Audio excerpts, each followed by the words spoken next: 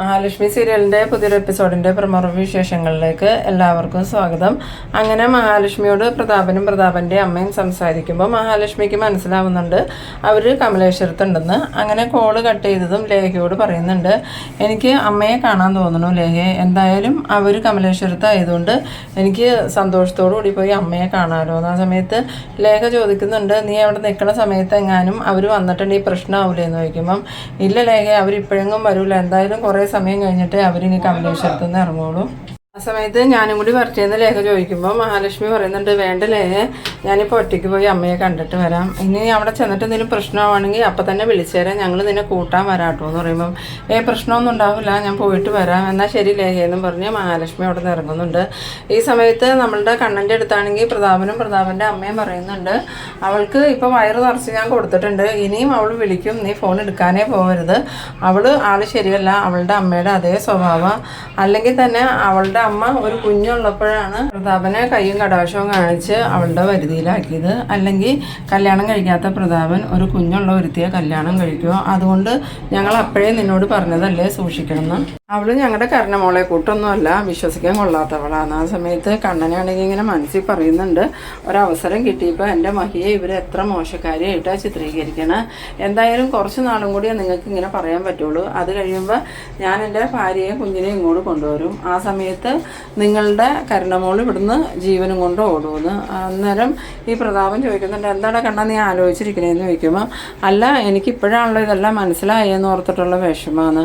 പിന്നീട് കാണിക്കുന്നത് നമ്മളുടെ മേഘനാഥനാണ്. മേഘനാഥന് കാലും കൈയൊക്കെ ഭയങ്കര വേദനയായിട്ട് ഇങ്ങനെ ഇരുന്ന് എണ്ണിപ്പറക്കുന്ന സമയത്ത് ഈ സീമന്തിന് പറയുന്നുണ്ട്, എന്തായാലും അച്ഛനെ ചികിത്സിച്ചത് തോമസ് ഡോക്ടറല്ലേ, അതുകൊണ്ട് തന്നെ അച്ഛന് നല്ല മാറ്റമുണ്ട്, നീ എത്രയും പെട്ടെന്ന് ആ തോമസ് ഡോക്ടറുടെ അടുത്ത് പോയി ചികിത്സയ്ക്ക് കിടക്കുന്നു. ആ സമയം മേഘനാഥൻ പറയുന്നുണ്ട്, അത് ഞാൻ ഒറ്റയ്ക്ക് പോയാൽ എങ്ങനെയാണെന്ന് ചോദിക്കുമ്പോൾ, നിനക്ക് ഒരുപാട് കൂട്ടുകാരില്ലേ, അവരെ ആരെങ്കിലും വിളിച്ചുകൊണ്ട് പോയിക്കുമോ എന്ന് പറയുന്നു.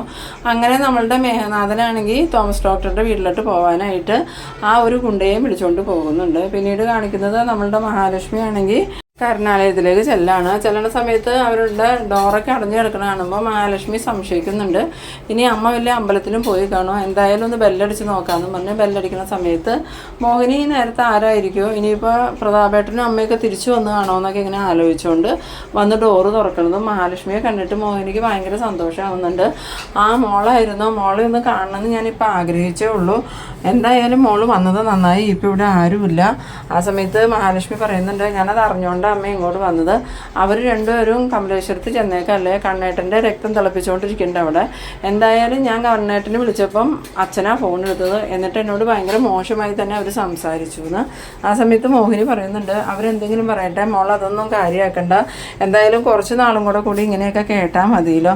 ആ സമയം മഹാലക്ഷ്മി പറയുന്നുണ്ട്, അതാ എനിക്കും ഒരു സമാധാനം, എന്തായാലും ഞാനും കണ്ണേട്ടനും ഒരുമിച്ചാണെങ്കിൽ എനിക്കൊരു കുഞ്ഞുണ്ടാവാൻ പോകുമെന്ന് പറഞ്ഞാൽ ശത്രുക്കൾ അടങ്ങിയിരിക്കില്ല അമ്മേ, ആ കുഞ്ഞിനെ ഇല്ലാണ്ടാക്കിയിട്ട് അവർ വിശ്രമിക്കുള്ളൂ, മോൾക്ക് ഞാൻ ചായ എന്തെങ്കിലും എടുക്കട്ടെ എന്ന് ചോദിക്കുമ്പോൾ, വേണ്ട അമ്മേ, അവരില്ലാത്ത സമയം നോക്കി ഞാൻ അമ്മയെ ഒന്ന് കാണാൻ വന്നതാ, അവരെങ്ങാനും ഇപ്പോൾ വന്നിട്ടുണ്ടെങ്കിൽ ആകെ പ്രശ്നമാവും എന്ന് പറയുമ്പോൾ മോഹിനി പറയുന്നുണ്ട്, ഇപ്പോഴൊന്നും വരില്ലായിരിക്കും, എന്തായാലും അവിടെ ചെന്ന് കരുണേനെയും കണ്ണനെയും എല്ലാവരെയും നല്ലോണം ഉപദേശിച്ചിട്ടേ വരുള്ളൂ, പിന്നെ ഇപ്പം അവൾക്ക് അവിടെ എതിരാളികളാരും ഇല്ലല്ലോ, എല്ലാവരും അവരുടെ സ്വഭാവമുള്ളവരല്ലേ, അതുകൊണ്ട് ഇപ്പോൾ ഊണൊക്കെ കഴിഞ്ഞായിരിക്കും വരുള്ളൂ എന്ന് പറയുമ്പോൾ മഹാലക്ഷ്മി പറയുന്നുണ്ട്, എന്തായാലും അത്ര സമയമൊന്നും നിൽക്കില്ലായിരിക്കും അമ്മേ, എന്തായാലും അമ്മയൊന്ന് കാണാനാണ് ഞാൻ വന്നേ, അമ്മയ്ക്ക് സുഖമല്ലേ, ഞാനെന്നാൽ പോയിക്കോട്ടെ എന്ന് ചോദിച്ചാൽ മഹാലക്ഷ്മി പോകാനും ഒരുങ്ങണ നേരത്ത്, എന്നാലും 7ാം മാസത്തിൽ മോളെ കൂടെ കൂട്ടിക്കൊണ്ട് വരാൻ പോലും അമ്മയ്ക്ക് പറ്റില്ലല്ലോ മോളെ, ആ ഒരു അവസ്ഥയിലായല്ലോ നമ്മളെന്ന് പറയുമ്പോൾ മഹാലക്ഷ്മി പറയുന്നുണ്ട്, അതൊന്നും കുഴപ്പമില്ല അമ്മേ, എന്തായാലും ഈ കുഞ്ഞ് നല്ല ആരോഗ്യത്തോടു കൂടി തന്നെ ജനിക്കണം, കുഞ്ഞിനൊരു കുഴപ്പമുണ്ടാകരുത്,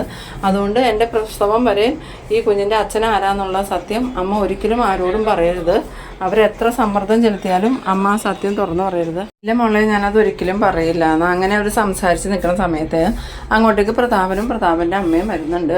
ഇവരെ കണ്ടതും മഹാലക്ഷ്മി ആണെങ്കിൽ അമ്മ ആകെ പെട്ടല്ലോ, അവരിത്ര പെട്ടെന്ന് വരുമെന്ന് വിചാരിച്ചില്ല, ഇനി എന്ത് ചെയ്യും അമ്മയെന്ന് ചോദിക്കുമ്പം, ഇനിയിപ്പോൾ ഒന്നും ചെയ്യാനില്ല, മോളെന്തായാലും പോയിക്കോ, അല്ലെങ്കിൽ അവരുടെ വായിലിരിക്കുന്നത് കേൾക്കേണ്ട വരുമെന്ന്.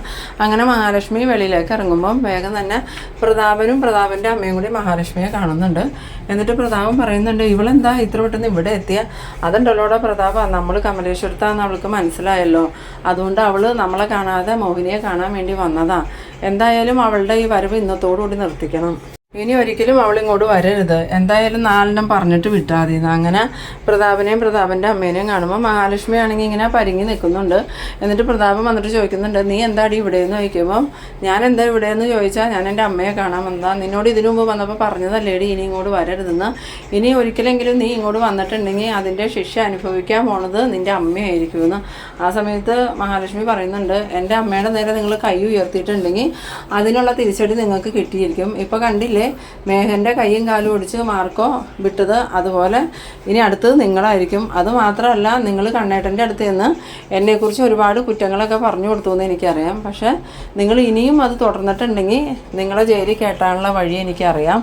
ആ മനുഷ്യൻ്റെ അച്ഛനെ കൊന്നതും ആ മനുഷ്യനെ വീൽ ചെയറിലാക്കിയതും നിങ്ങളാന്നൊരു വാക്ക് ഞാൻ ആ മനുഷ്യനോട് പറഞ്ഞാൽ മതി, പിന്നെ നിങ്ങളുടെ ജീവിതം ജയിലിലായിരിക്കും. അത് ഓർത്ത് വേണം അമ്മയും മോനും കളിക്കാൻ. ആ സമയത്ത് പ്രതാപൻ്റെ അമ്മ പറയുന്നുണ്ട്, നീ എന്നാൽ ജയിലിൽ കയറ്റടി, എന്തായാലും നിന്നെ കമലേശ്വരത്തു നിന്ന് അവൻ ചവിട്ടി പുറത്താക്കിയില്ലേ, ഇനി ഈ ജന്മം അവൻ നിന്നെ കമലേശ്വരത്തേക്ക് കയറ്റുമില്ല. അതുകൊണ്ട് നീ എന്ത് പറഞ്ഞാലും ഞങ്ങൾക്ക് കുഴപ്പമില്ല. ഇനിയിപ്പോൾ പ്രതാപൻ ജയിലിൽ പോയാലും വേണ്ടില്ല, നിൻ്റെ ജീവിതം തകർന്നല്ലോ, അത് കാണാനാണ് ഞങ്ങൾക്ക് സന്തോഷം. ഞങ്ങളുടെ കരുണമോളുടെ സന്തോഷം ഇപ്പോഴാണ് ഞങ്ങൾ ശരിക്കും കണ്ടേക്കണേ. വിവാഹം കഴിഞ്ഞതിന് ശേഷം എൻ്റെ കരുണമോള് ഇത്രയും സന്തോഷിക്കുന്നത് ഞാൻ ഇതുവരെ കണ്ടിട്ടില്ല എന്ന്. അത് കേട്ടതും മഹാലക്ഷ്മി പറയുന്നുണ്ട്, കാരണം അവളുടെ സന്തോഷം അധിക കാലമൊന്നും ഉണ്ടാവില്ല, എന്തായാലും കുറച്ച് കാലം കഴിയുമ്പോൾ അവൾ തിരിച്ച് വീണ്ടും ഇങ്ങോട്ട് തന്നെ വരുമെന്ന്. അത് കേട്ടതും പ്രതാപൻ പറയുന്നുണ്ട്, അത് നീയാണോട് തീരുമാനിക്കണേ, എൻ്റെ മോളും ഉണ്ണിക്കുട്ടനും ഭയങ്കര സന്തോഷത്തിലാണ് ഇപ്പോൾ ജീവിക്കണേ, എന്തായാലും നീ നിൻ്റെ കുഞ്ഞിൻ്റെ അച്ഛൻ്റെ അടുത്തേക്ക് പൊക്കോടി, നീ എന്തിനാ അനന്തുവിൻ്റെ വീട്ടിൽ കിടക്കണേന്ന്. ആ സമയത്ത് മഹാലക്ഷ്മി പറയുന്നുണ്ട്, ഞാനത് തന്നെ തീരുമാനിച്ചേക്കണേ, ഞാൻ പ്രസവിച്ച് കഴിഞ്ഞാൽ എന്തായാലും എൻ്റെ കുഞ്ഞിൻ്റെ അച്ഛൻ്റെ കൂടെ തന്നെ ഞാൻ ജീവിക്കുള്ളൂ, അല്ലാതെ ഞാൻ വേറെ ആരുടെ അടുത്തേക്ക് പോകില്ല. അപ്പോൾ നിൻ്റെ കുഞ്ഞിൻ്റെ അച്ഛൻ ആരാടിയെന്ന് ചോദിക്കുമ്പം അത് നിങ്ങളോട് പറയേണ്ട കാര്യം എനിക്കില്ലല്ലോ. അത് കേട്ടതും പ്രതാപനും പ്രതാപൻ്റെ അമ്മയ്ക്ക് നല്ല ദേഷ്യം വരുന്നുണ്ട്. എൻ്റെ പ്രതാപൻ മോഹിനിയോട് ചോദിക്കുന്നുണ്ട്, നിനക്കും അറിയാം പോടി ഈ കുഞ്ഞിൻ്റെ തന്ത ആരാന്നെന്ന് ചോദിക്കുമ്പോൾ, അറിയാം, അതിന് നിങ്ങൾക്ക് എന്താ, എന്നാൽ പറയടി ആരാന്ന്. ആ സമയത്ത് മോഹിനി പറയുന്നുണ്ട്, അത് മോള് പറഞ്ഞല്ലോ, പ്രസവം കഴിയുമ്പോൾ മോളുടെ കുഞ്ഞിൻ്റെ അച്ഛനുമായിട്ട് ഇങ്ങോട്ട് വരും, അപ്പം നിങ്ങൾ കണ്ടാൽ മതി, അതുവരെയും നിങ്ങളെല്ലാവരും ആരാന്ന് അന്വേഷിച്ച് നടക്കുന്നത്. എന്നാൽ ഞാൻ പോവാട്ടമ്മയെന്നും പറഞ്ഞുകൊണ്ട് മഹാലക്ഷ്മി കാറിൽ കയറി പോകുന്നുണ്ട്. മഹാലക്ഷ്മി പോയി കഴിഞ്ഞതും മോഹിനിയോട് പ്രതാപൻ പറയുന്നുണ്ട്, എന്നാലും നിൻ്റെ മോളം താടി ഇങ്ങനെ ആയിപ്പോയത്, അവൾക്ക് നാണോ മാനോ ഒന്നുമില്ലേ, അപാര തൊലിക്കെട്ടിയാലോ എന്ന് പറയുമ്പം പ്രതാപൻ്റെ അമ്മ പറയുന്നുണ്ട്, അതെങ്ങനെയാണ് അമ്മയുടെ സ്വഭാവം തന്നെയല്ലേ മോൾക്കും കിട്ടിയേക്കണേന്ന്. പിന്നീട് കാണിക്കുന്നത് നമ്മളുടെ കണ്ണനാണെങ്കിൽ ആരും ഇല്ലയെന്ന് ഉറപ്പ് വരുത്തിയിട്ട് മഹാലക്ഷ്മിക്ക് കോൾ ചെയ്യുകയാണ്. ആ സമയത്ത് മഹാലക്ഷ്മി കാറിലോട്ട് കയറാൻ പോണേ ആ സമയത്താണ് കണ്ണൻ്റെ കോള് വരുന്നത്. വേഗം തന്നെ കോള് കട്ട് ചെയ്തിട്ട് മഹാലക്ഷ്മി കാറിൽ കയറിയതിന് ശേഷം കണ്ണന് വിളിക്കുന്നുണ്ട്. എന്നിട്ട് കണ്ണൻ കോളെടുത്തതും താനിപ്പോൾ എവിടെയാണെന്ന് ചോദിക്കുമ്പോൾ, ഞാനൊന്ന് അമ്മയെ കാണാൻ വന്നത്, അതെന്തിനാ താനിപ്പോൾ അങ്ങോട്ട് പോയാൽ, അവരിവിടുന്ന് അങ്ങോട്ട് പോയി അവർ കണ്ടില്ലേ തന്നെയെന്ന് ചോദിക്കുമ്പോൾ, കണ്ണേട്ട അവരവിടെ ആലോ എന്നുള്ള ധൈര്യത്തിലാണ് ഞാൻ വന്നത്, പക്ഷേ ഞാൻ അമ്മയുടെ അടുത്ത് വന്ന് കുറച്ച് സമയം കഴിഞ്ഞതും അവർ വന്നു, അവർ തന്നോട് മോശമായി പെരുമാറിയില്ലേന്ന് ചോദിക്കുമ്പം, അതിലിത്ര അത്ഭുതമൊന്നുമില്ലല്ലോ, സ്ഥിരം അവരെന്നോട് അങ്ങനെ തന്നെയല്ലേ പെരുമാറണേ, പിന്നെ കണ്ണേട്ടനോട് അവരെന്തൊക്കെയാണ് പറഞ്ഞതെന്ന് ചോദിക്കുമ്പം കണ്ണൻ അവർ പറഞ്ഞ എല്ലാ കാര്യങ്ങളും ഈ മഹാലക്ഷ്മിയോട് പറയുന്നുണ്ട്. പിന്നെ വേറൊരു കാര്യം കൂടി പറയുന്നുണ്ട്, സ്വാതിയെ ഇവിടെ കൊണ്ട് നിർത്തിയിരിക്കുന്നത് എൻ്റെയും സ്വാതിയുടെയും കല്യാണം നടത്താനാണ്. ആ സമയത്ത് മഹാലക്ഷ്മി പറയുന്നുണ്ട്, അതേതായാലും നന്നായി, ഇനിയിപ്പോൾ കണ്ണേട്ടന് ഭാര്യയായല്ലോ, അതുപോലെ തന്നെ ഇനിയിപ്പോൾ കണ്ണേട്ടൻ്റെ സ്വത്തുക്കളൊക്കെ മേഘന് സ്വന്തമാവുകയും ചെയ്യുമല്ലോ. ആ സമയത്ത് കണ്ണൻ പറയുന്നുണ്ട്, സ്വാതിയാണെങ്കിൽ അതിലും വലിയ അഭിനയം ഇവിടെ കാഴ്ച വെച്ചുകൊണ്ടിരിക്കണം, എൻ്റെ കാര്യത്തിലാണെങ്കിൽ ഭയങ്കര ശ്രദ്ധ, നേരത്തെ അവൾക്ക് എന്നെ ഭയങ്കര പുച്ഛമായിരുന്നു, ഞാൻ വീൽ ചെയറിൽ ഇരിക്കണവനാണെന്നും പറഞ്ഞ്, ഇപ്പോൾ അതൊക്കെ മാറിയിട്ട് കണ്ണേട്ടന് എപ്പോഴും ഞാനുണ്ടാവും എന്നൊക്കെ പറഞ്ഞാൽ എൻ്റെ കൂടെ നിൽക്കണേന്ന്. പിന്നീട് കാണിക്കുന്നത് നമ്മളുടെ മഹാലക്ഷ്മി ആണെങ്കിൽ അനന്തുവിൻ്റെ വീട്ടിലോട്ട് വരുന്നുണ്ട്. അനന്തുവിൻ്റെ വീട്ടിൽ വന്നതും ലേഖ ഇറങ്ങി വന്നിട്ട്, എന്താ മഹി വരാൻ വൈകിയെന്ന് ചോദിക്കുമ്പം, ഒന്നും പറയണ്ട ലേഖ, ഞാൻ പോയതേ അബദ്ധമായി, അതെന്താ എന്ത് പറ്റിയെന്ന് ചോദിക്കുമ്പം, ഞാൻ അവിടെ ചെന്നപ്പം അമ്മ മാത്രമേ ഉണ്ടായിരുന്നുള്ളൂ, അമ്മയായിട്ട് സംസാരിച്ച് നിന്ന സമയം കൊണ്ട് തന്നെ കരുണയുടെ അച്ഛനും മുത്തശ്ശിയും അങ്ങോട്ട് വന്നു, പിന്നെ അവരുടെ വായിലിരിക്കുന്നതൊക്കെ ഞാൻ കേൾക്കേണ്ട വന്നു.